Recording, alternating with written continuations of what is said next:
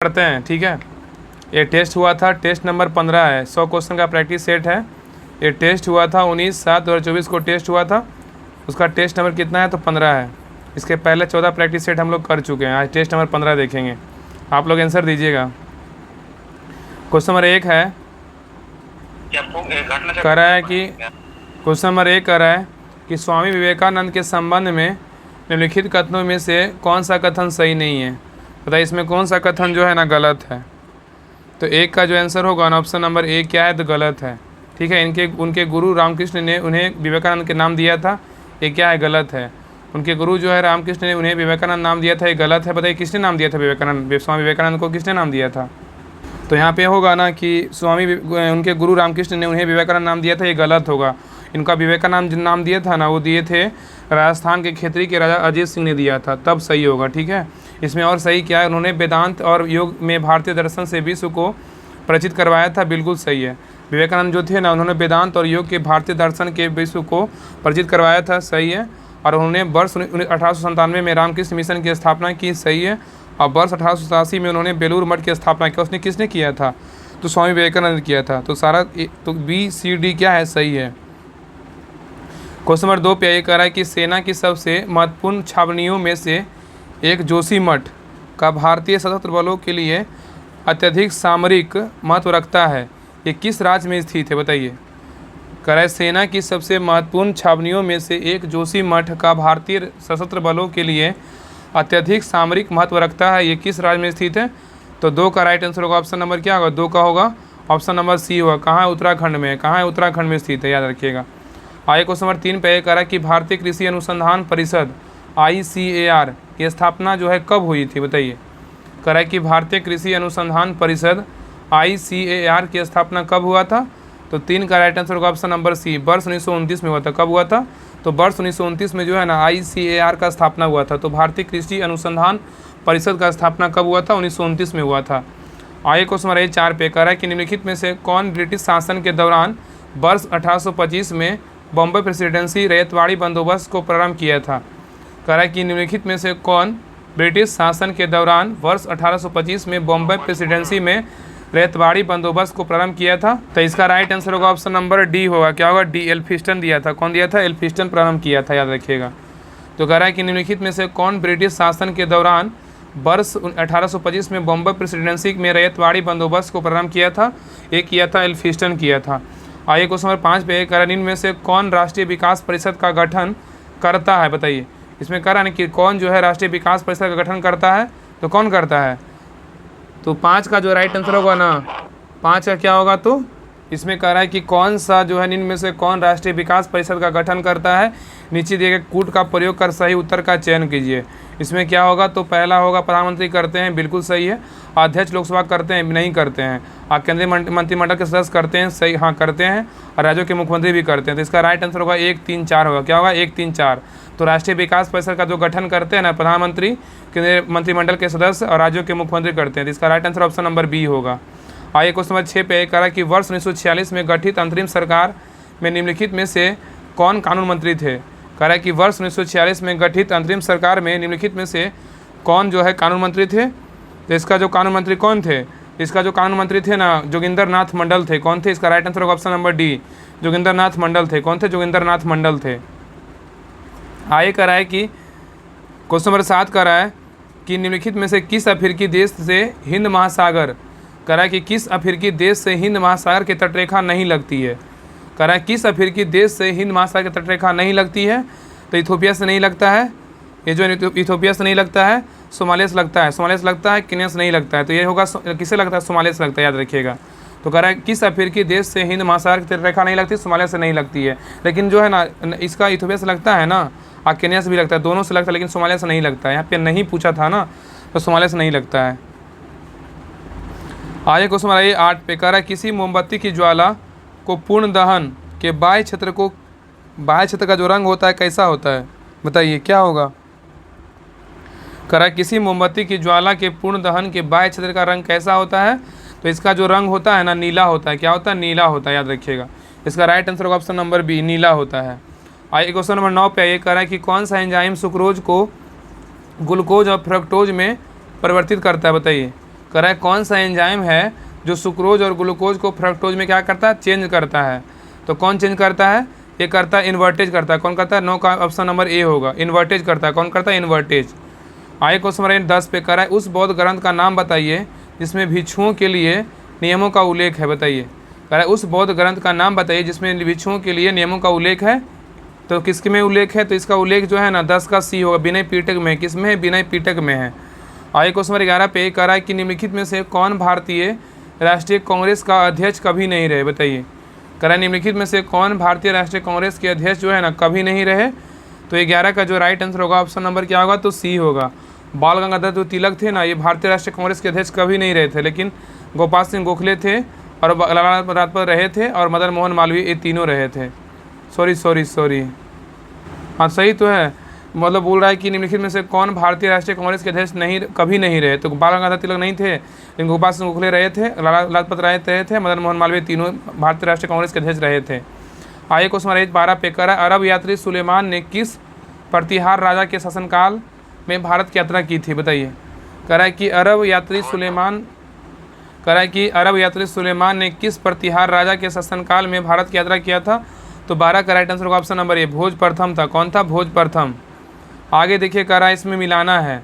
कह रहा है कि भारतीय संविधान के अनुच्छेद 240 के अंतर्गत कुछ संघ राज्य क्षेत्र के लिए विनिमय बनाने की राष्ट्रपति की शक्ति के संदर्भ में निम्न में से कौन सा युग्म सही सुमेलित नहीं है। इसमें कह रहा है कि अनुच्छेद दिया हुआ है और राज्य क्षेत्र दिया हुआ। इसमें कह रहा है कौन सा गलत है, इसमें गलत कौन सा है, बताइए तो कौन गलत होगा। तो 13 का जो गलत है ना आंसर क्या होगा, तो सी जो है गलत है।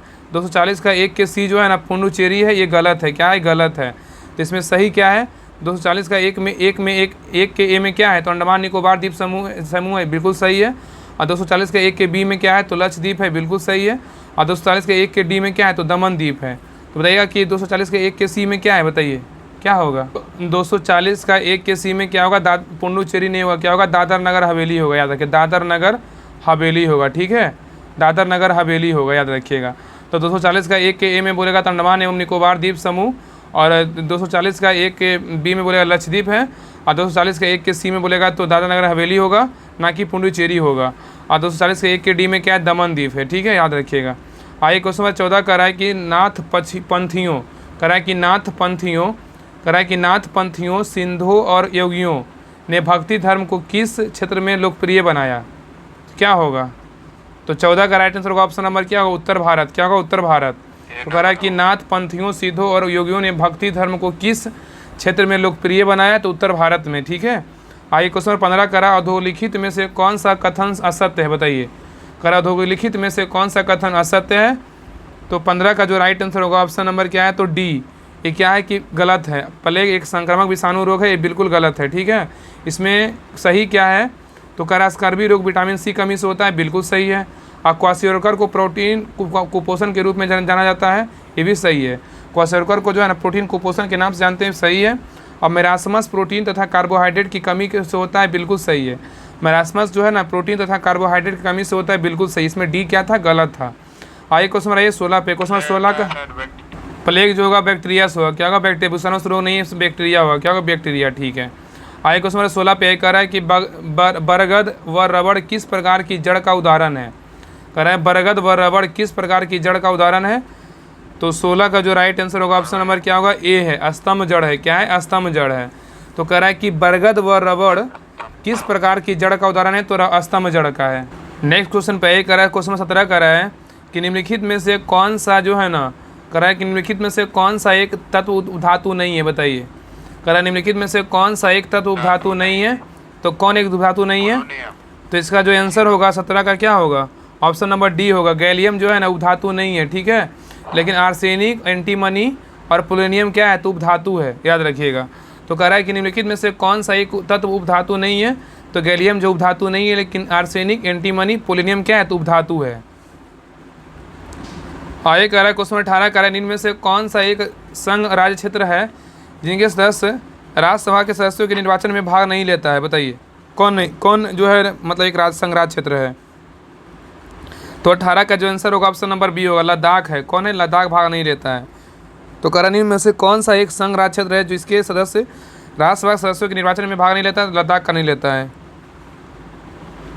लेकिन जो है ना जम्मू कश्मीर रहता है, दिल्ली और पौंडीचेरी का लेता है, ठीक है, भाग लेता है। आगे करा है क्वेश्चन 19 करा है कि अंग्रेजों ने भारत में शासन विकेंद्रीकरण के लिए शाही आयोग का जो गठन है ना कब किया गया था। करा है अंग्रेजों ने भारत में शासन विकेंद्रीकरण के लिए शाही आयोग का जो गठन हुआ था वो कब हुआ था। तो ये गठन जो हुआ था ना ये हुआ था 1907 में हुआ था। कब हुआ था? 1907 में हुआ था। इसका option number C is the right answer है। तो कह रहा अंग्रेजों ने भारत में शासन के विकेंद्रीकरण के लिए जो शाही आयोग का जो गठन हुआ था कब हुआ था? 1907 में हुआ था। आगे कह रहा निम्न कथनों पर विचार कीजिए। इसमें कह रहा है कि विचार करने के लिए इधर आइए। क्या कह रहा है इधर? तो कह रहा है ना इसमें कह रहा है कि कौन सा कथन जो है ना सत्य है। कह रहा है उपयुक्त में से कौन सा कथन सत्य है। तो 21 का जो राइट आंसर होगा ना ऑप्शन नंबर क्या होगा? तो डी। केवल एक क्या है? तो सत्य है। केवल एक क्या है? तो केवल एक सत्य है। देखिए कौन सत्य है, इसको पढ़ते हैं। कह रहा है ना कि देखिए कह रहा है कि भारत की स्थलीय सीमा की लंबाई जो है 15,200 किलोमीटर बिल्कुल सही है। केवल एक ही सही है। और दूसरा ऑप्शन में क्या कह रहा है? भारत का दोनों अक्षांशीय देशांतरीय विस्तार लगभग 45 डिग्री है। ये गलत है। क्या है? गलत है। कितना डिग्री है बताइए? तो यहाँ पे जो आंसर होगा ना, देखिए यहाँ पे जो आंसर होगा ना 21 का, 20 का जो आंसर है ना 20 का सी आंसर होगा, ठीक है। 20 का जो आंसर होगा सी होगा, ठीक है। 1 और 3 सही। देखिए अब यहाँ पे मैं देखिए मिलाते हैं। देखिए यहाँ पे कह रहा है ना कि फिर से देखिए क्वेश्चन को, बहुत अच्छा क्वेश्चन है। ये कह रहा है कि भारतीय, यहाँ पे कह रहा है विचार करने के लिए, कह रहा है कि भारत की स्थलीय सीमा की लंबाई 15,200 किलोमीटर है, बिल्कुल सही है। भारत का जो स्थलीय सीमा की लंबाई है ना 15,200 किलोमीटर बिल्कुल सही है। और भारत का दोनों अक्षांशीय व देशांतरीय विस्तार का जो लगभग कितना डिग्री है? तो 45 नहीं होगा, यहाँ पे कितना 30 डिग्री होगा, ठीक है। याद रखिए 30 डिग्री होगा, याद रखिएगा। यहाँ 45 नहीं 30 डिग्री होगा। और नेक्स्ट कह रहा है कि हिमालय पर्वतमाला द्वारा भारतीय प्रायद्वीप की मुख्य भूमि को एशिया से अलग किया जाता है, ये बिल्कुल सही है। तो 1 और 3 क्या है? सही है। यहाँ पे 45 2 गलत क्यों था? क्योंकि यहाँ पे 45 डिग्री दिया हुआ था, यहाँ पे 30 डिग्री होगा। क्या होगा? 30 डिग्री होगा, तब सही होगा। तो याद रखिएगा कि भारत के स्थलीय सीमा की लंबाई कितना है? 15,200 किलोमीटर है। और भारत का दोनों अक्षांशीय व देशांतरीय विस्तार की लगभग कितना डिग्री है? तो 30 डिग्री है, ठीक है। और हिमालय पर्वतमाला द्वारा भारतीय प्रायद्वीप की मुख्य भूमि को एशिया से अलग करता है, ठीक है। तो 1 2 3 तीनों सही हो गया। आइए क्वेश्चन नंबर 21 पे। क्वेश्चन नंबर 21 कह रहा है कि नेलांग घाटी, कह रहा है नेलांग घाटी किस राज्य में स्थित है? बताइए नेलांग घाटी जो है ना वो किस राज्य में स्थित है? तो 21 का जो राइट आंसर होगा ऑप्शन नंबर डी, उत्तराखंड में। कहाँ है? उत्तराखंड में स्थित है। तो नेलांग घाटी जो है कहाँ स्थित है? उत्तराखंड में स्थित है। आइए क्वेश्चन नंबर 22 कह रहा है कि हॉर्न ऑफ अफ्रीका, कह रहा है कि हॉर्न ऑफ अफ्रीका में कौन सा देश शामिल नहीं है? बताइए। कह रहा है कि हॉर्न ऑफ अफ्रीका में कौन सा देश शामिल नहीं है? जिसमें जो है ना 22 का answer option number C, Jordan शामिल नहीं है, लेकिन इरिट्रिया है, सोमालिया है, इथोपिया है, ये सब क्या है? तो हॉर्न ऑफ अफ्रीका में शामिल है, जॉर्डन नहीं है। आगे क्वेश्चन नंबर 23 पे कह रहा है कि मैं ही राज हूँ और मेरे शब्द ही कानून है, यह कथन किसका है? बहुत इंपॉर्टेंट क्वेश्चन, चलता फिरता क्वेश्चन है। 23 का जो आंसर होगा ऑप्शन नंबर ए होगा, लुई 14वां का है। लुई 14, इसमें बड़ी कन्फ्यूजन होता है, कभी कभी मार देते हैं ना लोग 16वां मारते हैं, लेकिन इसमें याद रखिएगा कि मैं ही राज हूँ और मेरे शब्द ही कानून जो है ना किसका है? तो लुई 14वां का है। किसका है? लुई 14वां का है। आइए क्वेश्चन नंबर 24 पे कह रहा है कि लेनिन ने अप्रैल थीसिस द्वारा जो मांगे रखी थी, निम्न में से कौन सा एक शामिल नहीं था? तो कौन सा एक शामिल नहीं था? तो जो है ना 24 का right answer option number D, सभी को वोट देने का अधिकार मिले, ये गलत है, ये शामिल नहीं था। लेकिन बैंकों का राष्ट्रीयकरण शामिल था, युद्ध को समाप्त कर दिया जाए शामिल था, और किसानों को जमीन हस्तांतरण की जाए ये भी शामिल था। आगे क्वेश्चन नंबर 25 पे कह रहा है अमेरिका में ब्रिटिश औपनिवेशिक साम्राज्य की नींव किसके शासनकाल में डाली गई थी? तो क्या होगा? 25 का आंसर होगा ऑप्शन नंबर ए, जेम्स प्रथम। क्या है? जेम्स प्रथम। आगे कह रहा है कि निम्नलिखित में से कौन संगीत वाद्य यंत्र सुरबहार से संबंधित है? बताइए। कह रहा है कि निम्नलिखित में से कौन जो है ना संगीत वाद्य यंत्र सुरबहार से संबंधित है? तो 26 का राइट आंसर होगा ऑप्शन नंबर डी, अन्नपूर्णा देवी। कौन है? अन्नपूर्णा देवी। आइए क्वेश्चन 27 पे कह रहा है कि भरतनाट्यम दक्षिण भारतीय विषयों और किसके जो है ना धर्म आध्यात्मिक विचारों का व्यक्त करता है? बताइए क्या होगा? तो 27 का राइट आंसर होगा ऑप्शन नंबर डी, शैववाद। क्या होगा? शैववाद। तो कह रहा है कि भरतनाट्यम दक्षिण भारतीय धार्मिक विषयों और शैववाद के आध्यात्मिक विचारों को व्यक्त करता है। आगे देखिए कह रहा है कि इसमें मिलाना है, कह रहा है इसमें कौन सा जो है ना सुमित नहीं है, मतलब कौन गलत है, ठीक है। इसमें गलत हटना है। संस्थान दिया हुआ है और मुख्यालय दिया हुआ है। इसमें गलत कथन बोल रहा है, गलत कथन कौन सा है देखिए, मिलाते हैं। देखिए इसका जो होगा ना, इसमें कह रहा है कि राष्ट्रीय सुदूर संवेदन केंद्र कहाँ है, तो हैदराबाद में। कहाँ है, हैदराबाद में, बिल्कुल सही है। राष्ट्रीय सुदूर संवेदन जो केंद्र है हैदराबाद में, बिल्कुल सही है। और भारतीय सुदूर संवेदन संस्थान कहाँ है, दिल्ली में। ये क्या है, गलत है। तो आप लोग बताइएगा कि भारतीय सुदूर संवेदन संस्थान कहाँ स्थित है, बताइए। 28 का जो बी है जो गलत है, यही जो है ना बी गलत है, ठीक है। भारतीय सुदूर संवेदन संस्थान दिल्ली नहीं होगा, कहाँ होगा, देहरादून होगा। क्या होगा, देहरादून, याद रखिएगा, देहरादून होगा, ठीक है। तो यहाँ पे कह रहा है कि भारतीय सुदूर संवेदन संस्थान कहाँ है, देहरादून होगा, तब सही होगा। अब भारतीय मृदा विज्ञान संस्थान कहाँ है, तो भोपाल, बिल्कुल सही है। अखिल भारतीय शतरंज संघ कहाँ है, चेन्नई, बिल्कुल सही है, ठीक है। देखिए इसमें बी गलत था, ठीक है, बी दिल्ली की जगह देहरादून होगा। तो राष्ट्रीय सुदूर संवेदन केंद्र कहाँ है, हैदराबाद, सही है। और भारतीय सुदूर संवेदन संस्थान कहाँ है, देहरादून होगा। और भारतीय मृदा विज्ञान संस्थान कहाँ है, भोपाल है। अखिल भारतीय शतरंज संघ कहाँ है, तो चेन्नई है, सही है। आगे क्वेश्चन नंबर 29 पे कह रहा है कि भारत के सर्वोच्च नागरिक सम्मान भारत रत्न से सम्मानित होने वाले पहले संगीतकार कौन थे, बताइए। तो 29 का जो आंसर होगा ना, ऑप्शन नंबर बी होगा। क्या होगा, एम एस सुब्बालक्ष्मी। क्या है, उमेश सुब्बालक्ष्मी। आगे कह रहा है 30 नंबर क्वेश्चन कह रहा है कि निम्नलिखित में से कौन सा टूर्नामेंट हॉकी से संबंधित है, बताइए कौन सा टूर्नामेंट है। तो 30 का जो आंसर होगा ना, ऑप्शन नंबर क्या होगा, ए होगा। रंगास्वामी कप का संबंध जो है ना क्या है, तो हॉकी टूर्नामेंट हॉकी से है, ठीक है, हॉकी से है। आगे क्वेश्चन नंबर 31 पे कह रहा है कि अर्धचालक, कह रहा है कि अर्धचालक में उपर्युक्त अशुद्धियों, इसको देखिए मिला देते हैं। देखिए ऊपर जो क्वेश्चन छूटा हुआ देखिए, कह रहा है कि निम्नलिखित में से कौन सा टूर्नामेंट हॉकी संबंधित है, तो रंगास्वामी कप होगा, तो हॉकी से है। और डेविस कप का संबंध किससे है, तो टेनिस से। किससे है, तो टेनिस से। डेविस कप का संबंध किससे, टेनिस से है। और सुब्रतो कप का संबंध किससे है, तो फुटबॉल से। किससे है, फुटबॉल से, याद रखिए, फुटबॉल से है। और अगर ईरानी कप को बोलेगा तो किससे है, तो क्रिकेट से। ईरानी कप बोलेगा तो ये है क्रिकेट से संबंधित है, याद रखिएगा। तो Rangaswamy cup hockey, Davis cup बोलेगा तो टेनिस, सुब्रतो कप बोलेगा तो फुटबॉल, ईरानी कप बोलेगा तो क्रिकेट होगा। अब आई क्वेश्चन वापस आए 31 पे, कह रहा है कि अर्धचालक में उपयुक्त अशुद्धियों को मिलाने को क्या कहते हैं, बताइए क्या कहेंगे। तो 31 का जो आंसर होगा ऑप्शन नंबर क्या है, तो ए हो, डोपिंग कहेंगे। क्या कहेंगे, डोपिंग कहेंगे। आगे क्वेश्चन 32 कह रहा है कि अल्फा, बीटा तथा गामा किरणों के भेदन शक्तियों अपने अवरोही क्रम के किस क्रम में होती है, तो क्या होगा। तो 32 का जो आंसर होगा ऑप्शन नंबर बी होगा। क्या होगा, gamma beta alpha. Gamma beta alpha होता है, ठीक है। अवरोही मतलब क्या होता है, घटते क्रम होता है ना। तो पहले सबसे ज़्यादा गामा होता है, फिर बीटा में, फिर अल्फा में होता है, ठीक है, इसलिए बी नंबर सही है। आगे कह रहा है कि चुंबक रक्षक, चुंबक रक्षक किसके टुकड़े होते हैं, बताइए क्या होगा। तो इसका आंसर होगा ऑप्शन नंबर डी, नर्म लोहा। क्या होगा, नर्म लोहा का। तो चुंबक रक्षक किसके टुकड़े होते हैं, तो नर्म लोहा के होते हैं। आगे क्वेश्चन 34 पे कह रहा है जब प्रतिरोधक श्रेणी क्रम में संयोजित होते हैं तब कुल प्रतिरोधकता क्या होती है, बताइए। ये जो होता है ना, बढ़ता है। क्या होता है, बढ़ता है। तो कह रहा है कि जब प्रतिरोधक और श्रेणी क्रम में संयोजित होते हैं तो कुल प्रतिरोधकता क्या होता है, बढ़ता है। आगे कह रहा है 25 नंबर, कह रहा है कि निम्नलिखित में से, हाँ, कह रहा है कि निम्नलिखित में से कौन सा अपवर्तन के कारण होता है या होते हैं, बताइए क्या होगा। कह रहा है ना कि निम्नलिखित में से कौन अपवर्तन के कारण होता या होते हैं। देखिए इसका जो आंसर होगा क्या होगा, तो इसमें देखिए वो होता है जल में आंशिक रूप से डूबी हुई पेंसिल का मुड़ी हुई दिखना, ये बिल्कुल सही है, अपवर्तन कारण ही होता है, सही है। और सूर्योदय से पूर्व सूर्य का दिखना क्या है, ये भी सही है। क्या है, ये भी सही है, ठीक है। और आकाश नीला दिखना ये गलत है। क्या है, गलत है। इसका जो राइट आंसर होगा ना, देखिए 35 का जो राइट आंसर क्या होगा, 35 का, तो 35 का आंसर क्या होगा, इसका राइट आंसर होगा ऑप्शन नंबर ए होगा। क्या होगा, ए होगा। 1 और 2 दोनों सही है। देखिए क्वेश्चन नंबर कह रहा है 36 एक कह रहा है कि जलीय घोल में, कह रहा है कि जलीय घोल में निम्नलिखित में से कौन सा सबसे अधिक प्रबल क्षारक है। कह रहा है कि जलीय घोल में निम्नलिखित में से कौन सा सबसे अधिक प्रबल क्षारक है। तो 36 का राइट आंसर होगा ऑप्शन नंबर डी, डाईएथिलेमाइन। क्या होगा, डाईएथिलेमाइन होगा, ठीक है, याद रखिएगा।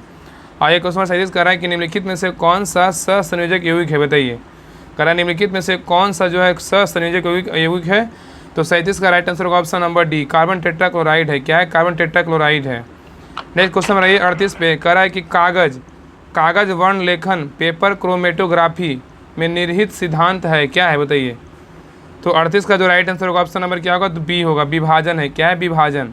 तो कह रहा है कागज वर्ण लेखन पेपर क्रोमेटोग्राफी में निहित सिद्धांत क्या है, तो विभाजन है। आइए क्वेश्चन नंबर 39 पे कह रहा है कि किसी तत्व के परमाणु भार से संबंधित निम्नलिखित कथनों में से कौन सा एक कथन सर्वाधिक उपयुक्त है, बताइए। कह रहा है किसी तत्व के परमाणु भार से संबंधित निम्नलिखित कथनों में से कौन सा एक कथन सर्वाधिक उपयुक्त है। तो 39 का राइट आंसर होगा ऑप्शन नंबर क्या होगा, तो बी होगा। क्या होगा, बी उपयुक्त है। क्या है, द्रव्यमान संख्या के विपरीत एक तत्व का परमाणु भार एक भिन्न हो सकता है। तो कह रहा है ना कि इसमें किसी तत्व के परमाणु भार से संबंधित निम्नलिखित कथनों में से कौन सा एक जो कथन है सर्वाधिक उपयुक्त है। तो इसका होगा द्रव्यमान संख्या के विपरीत एक तत्व का परमाणु भार एक भिन्न हो सकता है, ये सही है। आगे देखिए क्वेश्चन 40 कह रहा है अफीम का वनस्पतिक नाम क्या है। अफीम का जो है ना वनस्पतिक नाम क्या है, तो इसका नाम जो है पैपेवर सोमनीफेरम है। क्या है, पैपेवर सोमनीफेरम है। तो 40 का राइट आंसर होगा ऑप्शन नंबर बी होगा। आगे क्वेश्चन 41 पे कह रहा है कि सुअर द्वारा निम्नलिखित में से कौन सी बीमारी फैलती है। सुअर के द्वारा जो है ना कौन सा बीमारी फैलता है, तो सुअर के द्वारा जो है बीमारी फैलता है स्वाइन फ्लू बनता है। क्या फैलता है, स्वाइन फ्लू बनता है, फैलता है सुअर के द्वारा स्वाइन फ्लू। आगे कह रहा है क्वेश्चन 42 कह रहा है कि इनमें से यूरोप का कौन सा क्षेत्र सिट्रस फल का महत्वपूर्ण वितरक है। कह रहा है निम्नलिखित में से यूरोप का कौन सा क्षेत्र सिट्रस फल का महत्वपूर्ण वितरक है। तो 42 का जो राइट आंसर होगा ऑप्शन नंबर क्या होगा, तो बी होगा। मेडिटेरियन क्षेत्र है। क्या है, मेडिटेरियन क्षेत्र है। क्या है, मेडिटेरियन क्षेत्र है। हाँ, मेडिटेरियन क्षेत्र। आगे क्वेश्चन नंबर 43 पे कह रहा है कि दाल देने वाले पौधे को निम्नलिखित में से किस कुल मतलब क्लास में रखा जाता है। कह रहा है कि दाल देने वाले पौधे को निम्नलिखित में से किस कुल या क्लास में रखा जाता है। तो ये रखा जाता है लिगुमिनेसी में। क्या होगा, लिगुमिनेसी में रखा जाता है। Option number C is the right answer है। आइए क्वेश्चन नंबर 44 पे कह रहा है कि जैव मात्रा का पिरामिड किस पारिस्थितिकी तंत्र से में उल्टा है। कह रहा है कि जैव मात्रा का पिरामिड किस पारिस्थितिकी तंत्र में उल्टा होता है। तो 44 का राइट आंसर होगा ऑप्शन नंबर ए, तालाब है। क्या है, तालाब है। क्वेश्चन नंबर 45 पे कह रहा है कि जल उपचार कह रहा है कि जल उपचार संयंत्र में क्लोरोमाइन के प्रयोग से क्या सुनिश्चित किया जाता है। तो इसका जो आंसर होगा 45 से क्या होगा, ऑप्शन नंबर होगा सी होगा। क्या होगा, सी, बीज संक्रमण को। क्या है, बीज संक्रमण को। तो कह रहा है कि जल उपचार संयंत्र में क्लोरोमाइन के प्रयोग से क्या सुनिश्चित किया जाता है, बीज संक्रमण सुनिश्चित किया जाता है। आगे क्वेश्चन नंबर 46 पे कह रहा है कि जीनोबायोटिक्स जो सूक्ष्म जीवों आक्रामकों के प्रति अनुवांशिक के रूप में प्रतिरोधी है वह कहलाते हैं। क्या कहलाता है। तो 46 का राइट आंसर होगा ऑप्शन नंबर सी, रिकैल्सिट्रांत कहलाता है। क्या कहलाता है, रिकैल्सिट्रांत कहलाता है। तो कह रहा है कि जीनोबायोटिक्स जो सूक्ष्मजीवीय आक्रमणों के प्रति अनुवांशिक रूप से प्रतिरोधी है वह क्या कहलाता है, तो रिकैल्सिट्रांत कहलाता है। आगे क्वेश्चन 47 पे कह रहा है कि सुकाछी पाक जो है ना किस बोल रहा है विटामिन की जो है सुकाछी पाक जो है किस विटामिन की कमी कारण होता है। तो क्या होगा, सुकाछी पाक किस विटामिन कमी कारण होता है। ये होता है कौन सा विटामिन होगा, बताइए आप लोग कमेंट में आंसर दीजिए। ये विटामिन ए होगा। क्या होगा, विटामिन ए होगा। इसका right answer option number A होगा। तो शुष्का छिपाक जो है ना विटामिन ए की कमी कारण होता है। आगे देखिए इसमें कह रहा है मिलाना, सूची 1 दिया हुआ। इंग्लिश पढ़िएगा, देखिए इंग्लिश में जो है ना इसको अगर 47 में और हिंदी समझ में नहीं आ रहा, इंग्लिश देखिए पर जीरोपैलेथेमिया है। क्या, जीरोपैलेथेमिया। तो आंसर डायरेक्ट निकल जाएगा विटामिन ए। जीरोपैलेथेमिया क्या हिंदी होता है, शुष्का छिपाक होता है। देखिए बहुत कम देखने को मिलता है हिंदी को। कुछ साइंस में क्या होता है ना, कभी कभी साइंस में आपको इंग्लिश टर्म याद रखें डायरेक्ट समझ में आएगा। जीरोपैलेथेमिया क्या है, तो विटामिन ए कमी से होता है। आप समझ में आ गया, सब लोग को लगेगा हाँ ये क्वेश्चन तो पढ़ा हुआ है। आगे देखिए क्वेश्चन नंबर 48 पे कह रहा है देखिए सूची 1 सूची 2 को क्या करना है, मिलाना है। सूची 1 को और सूची 2 को क्या करना है, मिलाना है। हार्मोन दिया हुआ है और स्रावी ग्रंथि दिया हुआ है। ठीक है, हार्मोन दिया हुआ है, स्रावी ग्रंथि दिया हुआ है। देखिए इसका क्या होगा, कोलिप के हार्मोन का क्या होगा, स्रावी ग्रंथि। तो इसका हो जाएगा पैराथायरॉइड हो जाएगा। क्या होगा, पैराथायरॉइड हो जाएगा। ठीक है, याद रखिएगा। कोलिप के हार्मोन हो जाएगा पैराथायरॉइड हो जाएगा। एल्डोस्टेरोन का क्या हो जाएगा, एल्डोस्टेरोन का बोलेगा तो ये हो जाएगा अधिभृत ग्रंथि हो जाएगा, अधिभृत ग्रंथि। अब प्रोलैक्टिन का क्या हो जाएगा, प्रोलैक्टिन का बोलेगा स्रावी ग्रंथि क्या होगा, तो इसका हो जाएगा पीयूष होगा। क्या होगा, पीयूष होगा। अब मेलाटोनिन का बोलेगा तो क्या होगा, मेलाटोनिन का बोलेगा पेनियल ग्रंथि हो जाएगा। क्या होगा, पेनियल ग्रंथि। तो कोलिप के हार्मोन बोलेगा तो पैराथायरॉइड, और एल्डोस्टेरोन का बोलेगा तो क्या होगा, अधिभृत ग्रंथि। अब प्रोलैक्टिन का बोलेगा पीयूष, अब मेलाटोनिन का बोलेगा तो पेनियल ग्रंथि। आगे देखिए क्वेश्चन हमारे नेक्स्ट पे क्वेश्चन 49 कह रहा है कि कार्ल मार्क्स के अनुसार कामगार का अलगाव किसके कारणवश है, बताइए। तो 49 का जो आंसर होगा ना, ऑप्शन नंबर क्या होगा, ए होगा। क्या होगा, ए, उत्पाद और उत्पादन क्रियाकलाप से अलगाव के कारण होगा। आगे कह रहा है sons of the smile, sons of the smile शब्द को किसने प्रतिपादित किया है।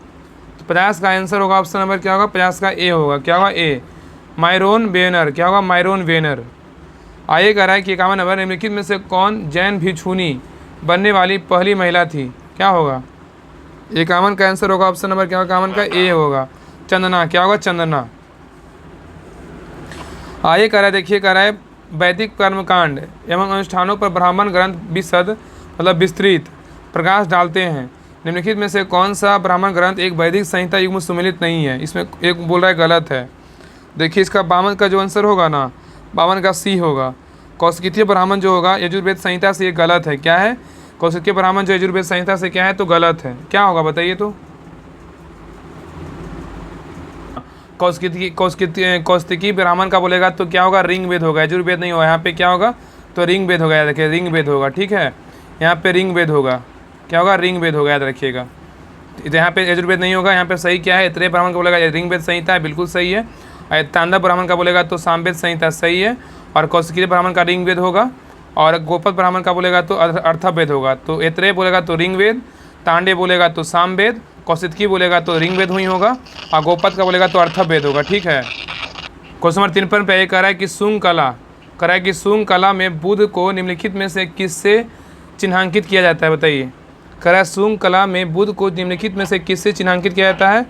तो 53 का जो राइट आंसर होगा ऑप्शन नंबर क्या होगा, डी होगा। क्या होगा, उपयुक्त सभी से, छत्र से भी, चरण चिन्ह से भी, और धर्म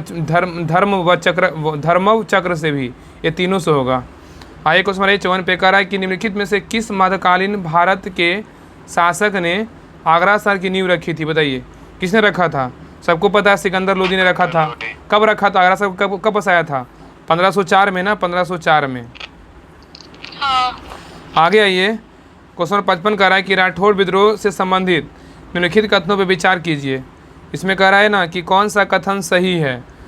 तो 55 का जो आंसर होगा ऑप्शन नंबर डी, 2 और 4 क्या है, सही है, 2 और 4 सही है। देखिए देखते हैं। औरंगजेब ने इंद्र सिंह को मारवाड़ का शासक बना दिया था, बिल्कुल सही है। और इसमें कह रहा है कि राठौर विद्रोह औरंगजेब के जोधपुर को मुगल साम्राज्य को हिस्सा बनाने की योजना के फलस्वरूप हुआ था, बिल्कुल सही है।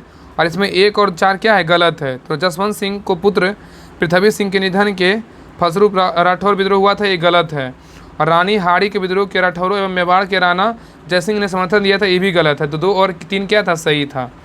आगे 56 नंबर पे कह रहा है गांधी के नेतृत्व में गुजरात, देखिए क्वेश्चन नंबर 56 कह रहा है गांधी जी के नेतृत्व में गुजरात सभा के मुख्य भूमिका किसने निभाया था। कह रहा है कि गांधी जी के नेतृत्व में गुजरात सभा ने मुख्य भूमिका निभाई। क्या निभाया था, ये निभाया था खेड़ा के किसान आंदोलन में। क्या, खेड़ा के किसान आंदोलन में। Option number be the right answer है। तो कह रहा है गांधी जी के नेतृत्व में गुजरात सभा के ने मुख्य भूमिका निभाई, तो खेड़ा के किसान आंदोलन में। आगे कह रहा है, देखिए इसमें कह रहा है सूची 1 सूची 2 को सम्मिलित कीजिए और इसको मिलान कीजिए। सूची 1 दिया हुआ है, सूची 2 दिया हुआ है, इसे मिलाना है। तो इसका जो है बी डी सावरकर क्या होगा, बी डी सावरकर जो किसका स्थापना किए थे, तो इसका जो आंसर होगा ना, बी डी सावरकर बोलेगा तो ये हो जाएगा अभिनव भारत। क्या होगा, अभिनव भारत के संस्थापक कौन थे, बी डी सावरकर थे। ठीक है, सॉरी, हाँ सही तो है। बी डी सावरकर बोलेगा तो इसका संस्थापक अभिनव भारत के किए थे। और लाला हरदयाल किए थे, किसका, गदर पार्टी की स्थापना लाला हरदयाल किया था। ठीक है। और तारकनाथ जो दास थे ये किए थे फ्री हिंदुस्तान का, बोलेगा स्थापना किसने किया था, तारकनाथ दास ने किया था। मदन लाल ढींगरा जो है ये कर्जन विली का स्थापना, कर्जन विली का बोलेगा तो मदन लाल ढींगरा। तो गदर पार्टी का बोलेगा तो लाला हरदयाल। अगर यहाँ पे अभिनव भारत का बोलेगा तो बी डी सावरकर। और फ्री हिंदुस्तान का बोलेगा तो क्या होगा, तारकनाथ दास होगा। और कर्जन विली बोलेगा तो मदन लाल ढींगरा होगा। ठीक है। तो इसका राइट आंसर होगा ऑप्शन नंबर 57 का डी होगा। क्या होगा, डी होगा। आगे आई क्वेश्चन 58 पे कह रहा है कि कर्जन किचनर का वर्ष 1904 से 1905 का विवाद निम्नलिखित में से किससे संबंधित है। तो 58 का जो आंसर होगा ऑप्शन नंबर बी, किसे, वायसराय की परिषद में सैनिक सदस्य का पद समाप्त करना। तो कह रहा है कर्जन किचनर का वर्ष 1904 से 5 का विवाद निम्नलिखित में से किससे संबंधित है। तो वायसराय की परिषद में सैनिक सदस्य का पद समाप्त करना। क्वेश्चन नंबर 59 कह रहा है कि निम्नलिखित भारतीय शासकों में से किसने सर्वप्रथम पुर्तगालियों का विरोध किया था? किसका किया था? तो 59 का राइट आंसर होगा ऑप्शन नंबर डी, जमूरियन ने किया। कौन किया था? जमूरियन ने किया था। तो कह रहा है निम्नलिखित भारतीय शासकों में से किसने सर्वप्रथम पुर्तगालियों का विरोध किया था? तो ये किया था जमूरियन ने किया था, जमूरिन ने किया था। क्वेश्चन नंबर 60 पे कह रहा है निम्नलिखित में से कौन दस्तक जारी करता था? बताइए, कह रहा है कौन जो है ना दस्तक जारी करता था? ये करता था फोर्ट विलियम का गवर्नर। कौन करता था? फोर्ट विलियम का गवर्नर जो है दस्तक जारी करता था। आगे क्वेश्चन 61 पे कह रहा है निम्नलिखित में से कौन सा इंटरनेट सेवा प्रदाता इंटरनेट सर्विस प्रोवाइडर द्वारा प्रदान किए जाने वाली सेवा नहीं है? कह रहा है कि निम्नलिखित में से कौन सी इंटरनेट सेवा प्रदाता इंटरनेट सर्विस प्रोवाइडर द्वारा प्रदान की जाने वाली सेवा नहीं है? तो 61 का राइट आंसर होगा ऑप्शन नंबर बी, वेब प्रशासन नहीं है लेकिन इंटरनेट है, डोमेन नेम पंजीकरण है, डायल अप सक्सेस है। आगे कह रहा है कि पेगासस स्पाईवेयर किस देश का विकसित किया गया है? कह रहा है पेगासस जो है ना स्पाईवेयर किस देश में विकसित किया गया है? तो 62 का right answer option number A, Israel. क्या हो? इजराइल। तो कह रहा है पेगासस स्पाईवेयर किस देश में विकसित किया गया? तो इजराइल। ठीक है। आगे कह रहा है क्वेश्चन नंबर 63 कह रहा है कि कंप्यूटर की बूटिंग के लिए इनमें से किसकी आवश्यकता होती है? बताइए।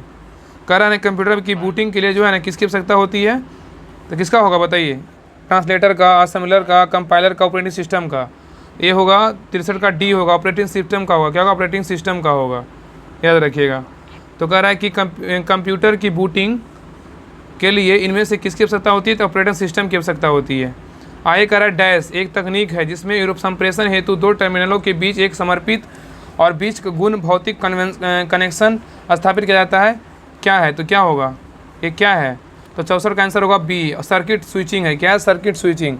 सर्किट स्विचिंग जो है ना एक तकनीक है जिसमें संप्रेषण हेतु दो टर्मिनलों के बीच एक समर्पित और बीच पूर्ण भौतिक कन्वेंशन स्थापित किया जाता है। ठीक है, याद रखिएगा। आगे क्वेश्चन 65 पे कह रहा है कि राष्ट्रीय हथकरघा दिवस नेशनल हैंडलूम डे प्रतिवर्ष किस तिथि को मनाते हैं? बताइए। राष्ट्रीय हथकरघा दिवस कब मनाते हैं? ये मनाते हैं 7 अगस्त को। क्या मनाते हैं? राष्ट्रीय हथकरघा दिवस मनाते हैं, याद रखिएगा। आगे क्वेश्चन 66 पे कह रहा है निम्नलिखित में से कौन वैश्विक समूह का सदस्य नहीं है? बताइए। कह रहा है निम्नलिखित में से कौन जो है वैश्विक समूह का सदस्य नहीं है? तो 66 का राइट आंसर होगा ऑप्शन नंबर डी, ऑस्ट्रेलिया नहीं है लेकिन भारत है, दक्षिण अफ्रीका है, ब्राज़ील है। आगे कह रहा है दक्षिण पूर्व एशियाई राष्ट्रों के संगठन आसियान के संबंध में निम्नलिखित में से कौन सा कथन गलत है? इसमें कह रहा है कि दक्षिण जो है ना मतलब आसियान के बारे में, दक्षिण पूर्व एशियाई राष्ट्रों का संगठन मतलब आसियान के संबंध में कौन सा कथन गलत है? तो 67 का आंसर होगा ऑप्शन नंबर ए, इसकी शुरुआत 3 मूल सदस्य देशों से हुआ, ये गलत है। क्या हो? ये गलत है। आसियान की स्थापना 8 अगस्त 1967 को बैंकॉक में हुई थी, बिल्कुल सही है। अब वर्ष 2019 तक प्राप्त जानकारी के अनुसार इसके सदस्य देशों की संख्या 10 है, बिल्कुल सही है। और संगठन का एक उद्देश्य क्षेत्र में आर्थिक विकास, सामाजिक प्रगति और सांस्कृतिक विकास में तेजी लाना, ये भी सही। क्या है? तो सही है। ठीक है, लेकिन यहाँ पे गलत क्या था? इसकी शुरुआत 3 मूल राष्ट्र देशों से हुआ, तो ये गलत है। ठीक है। आगे क्वेश्चन 68 पे कह रहा है कि भारत में कितने संगठन संयुक्त राष्ट्र के अंग हैं? बताइए। कह रहा है कि भारत में कितने संगठन जो है संयुक्त राष्ट्र संघ के राष्ट्र के अंग हैं? तो 68 का राइट आंसर होगा ऑप्शन नंबर क्या होगा? 68 का डी होगा, 26 है। क्या है? 26। आगे कह रहा है कि वॉलीबॉल निम्नलिखित में से किस देश से राष्ट्रीय खेल है? बताइए। वॉलीबॉल जो है निम्नलिखित में से किस देश का राष्ट्रीय खेल है? तो 69 का राइट आंसर होगा ऑप्शन नंबर बी, नेपाल का है। किसका है? नेपाल का है। आगे कह रहा है कि ट्रम्प एक खेल शब्द है जिसका प्रयोग कहाँ पे किया जाता है? बताइए। तो 70 का आंसर क्या होगा? ऑप्शन नंबर बी, ब्रिज होगा। क्या होगा? ब्रिज। तो ट्रम्प एक खेल शब्द है जिसका प्रयोग ब्रिज में किया जाता है। आगे कह रहे 71 में दीपिका कुमारी किस खेल से जुड़ी हुई? बताइए। दीपिका कुमारी किस खेल से जुड़ी हुई है? सबको पता है तीरंदाजी होगा। क्या होगा? 71 का आंसर ऑप्शन नंबर डी होगा, तीरंदाजी। दीपिका कुमारी का संबंध जो है तीरंदाजी से है, याद रखिएगा। आगे कह रहा है कि चैंपियन ऑफ द अर्थ पुरस्कार जो है किसके द्वारा प्रदान किया जाता है? बताइए। कह रहा है कि चैंपियन ऑफ द अर्थ पुरस्कार जो है किसके द्वारा प्रदान किया जाता है? तो 72 का राइट आंसर होगा ऑप्शन नंबर सी, यूएनईपी के द्वारा। क्या होगा? यूएनईपी के द्वारा। आगे कह रहा है कि मृगनयनी का जो महल है ना वो कहाँ स्थित है? बताइए। मृगनयनी का महल कहाँ स्थित है? तो 73 का राइट आंसर होगा ऑप्शन नंबर डी, ग्वालियर में है। कहाँ है? ग्वालियर में स्थित है। क्वेश्चन नंबर 74 कह रहा है कि अनुपातिक प्रतिनिधित्व की व्यवस्था निर्वाचन क्रिया प्रणाली के रूप में सुनिश्चित करती है। क्या करती है? तो ये करती है अल्पसंख्यक के प्रतिनिधित्व को, अल्पसंख्यकों के प्रतिनिधित्व को करता है। तो कह रहा है अनुपातिक प्रतिनिधित्व की व्यवस्था निम्नलिखित निर्वाचन प्रक्रिया प्रणाली के रूप में सुनिश्चित करती है, तो अल्पसंख्यक के प्रतिनिधित्व को करता है। आगे कह रहा है कि वित्त आयोग का गठन राष्ट्रपति द्वारा प्रत्येक कितने वर्ष की समाप्ति पर किया जाता है, बताइए। तो इसका राइट आंसर होगा ऑप्शन नंबर सी, 5वें वर्ष पे। क्या है? 5वें वर्ष पे। तो वित्त आयोग का गठन राष्ट्रपति द्वारा प्रत्येक 5 वर्ष की समाप्ति पर किया जाता है। आयोग 76 पे कहा कि राष्ट्रीय मानवाधिकार आयोग अध्यक्ष व सदस्यों की नियुक्त पदावधि कितनी है, बताइए। राष्ट्रीय मानवाधिकार आयोग के अध्यक्ष व सदस्यों की पदावधि कितनी है? तो 76 का राइट आंसर होगा ऑप्शन नंबर क्या होगा? 76 का बी होगा। क्या होगा? बी होगा। 3 वर्ष या 70 वर्ष की आयु जो पहले हो। आगे कह रहा है कि निम्नलिखित में से कौन सा संवैधानिक संशोधन भारत में पिछड़ी जातियों के लिए राष्ट्रीय आयोग के गठन से संबंधित है? क्या होगा? तो 77 का राइट आंसर क्या होगा? ऑप्शन नंबर क्या होगा? सी होगा। 102वां संविधान संशोधन। तो कह रहा है निम्नलिखित में से कौन सा संवैधानिक संशोधन भारत में पिछड़ी जातियों के लिए राष्ट्रीय आयोग के गठन से संबंधित है? तो 102वां संविधानिक संशोधन। आगे कह रहा है कि भारत के संविधान में केंद्र और राज्यों के बीच की शक्तियों का विभाजन इनमें से किसमें उल्लेखित योजना पर आधारित है? क्या होगा? 78 का आंसर क्या होगा? 78 का जो आंसर होगा ऑप्शन नंबर क्या होगा? तो सी होगा। क्या होगा? सी होगा। 78 का सी होगा। भारत सरकार अधिनियम 1935। तो कह रहा है कि भारत के संविधान में केंद्र और राज्यों के बीच की शक्तियों का विभाजन इनमें से किस उल्लेखित योजना पर आधारित है? तो भारत सरकार अधिनियम 1935 होगा। आगे क्वेश्चन नंबर 79 पे कह रहा है कि निम्नलिखित निगमों में से कौन सही सुमेलित नहीं है? इसमें गलत कह रहा है कि गलत कौन सा है? तो बताइए उत्तराखंड में कितना विधानसभा सीट है? बताइए उत्तराखंड में बोलेगा तो सही है, 70 है। उत्तराखंड में 70 बिल्कुल सही है। अब गोवा में बोलेगा तो 40 बिल्कुल सही है। उत्तर प्रदेश में कितना है? तो 403 है। कि उत्तराखंड में बोलेगा तो कितना? 70 विधानसभा सीटें सही है। और गोवा में बोलेगा तो 40 है। उत्तर प्रदेश में बोलेगा 403 है। और मणिपुर में कितना है? तो 62 नहीं होगा। मणिपुर में कितना है? तो 60 होगा। यही क्या था? गलत था। तो मणिपुर में कितना? 60 है। आगे का 80 नंबर क्वेश्चन कर रहा है कि निम्नलिखित में से कौन सा भारतीय समुद्री बंदरगाह अन्य की तुलना में सबसे दक्षिणी छोर पर स्थित है? क्या होगा? 80 का आंसर ऑप्शन नंबर ए होगा। क्या होगा? तुतीकोरिन होगा। क्या होगा? तुतीकोरिन। आगे कह रहा है कि सेल के अंतर्गत आने वाला स्टील प्लांट इनमें से किस स्थान पर स्थित है? तो क्या होगा?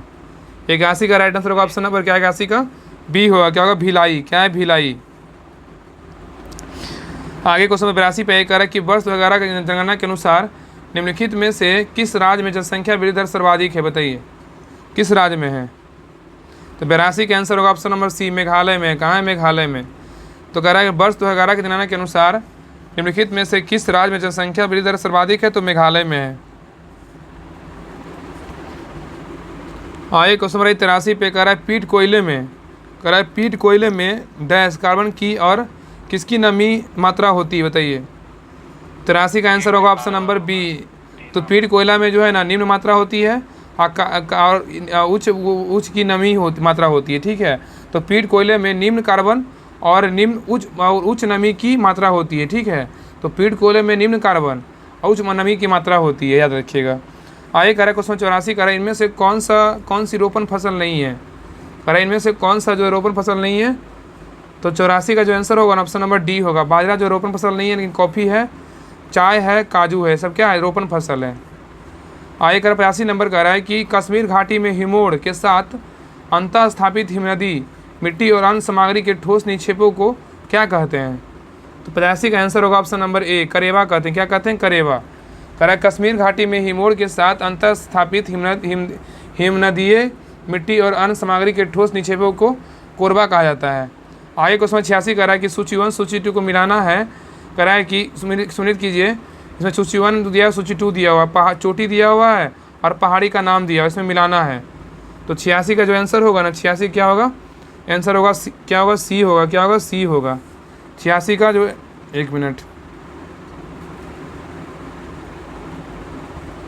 तो 79 का 86 का जो आंसर होगा ना, 86 का क्या होगा? ऑप्शन नंबर सी होगा। 4 1 2 3 होगा। अब देखिए मिलाते हैं, इधर आइए। एक कर रहा है ना, इसमें कर रहा है अनाईमुड़ी का क्या होगा? अनाईमुड़ी चोटी का सबसे पहाड़ी का नाम क्या होगा? अनाईमुड़ी का पहाड़ी का नाम बोलेगा तो देखिए क्या होगा? अनाईमुड़ी का हो जाएगा अन्नामलाई। अनाईमुड़ी का क्या होगा? अन्नामलाई हो जाएगा। क्या? अन्नामलाई हो जाएगा। ठीक है, अन्नामलाई हो जाएगा। और डोडा बेटा क्या हो जाएगा?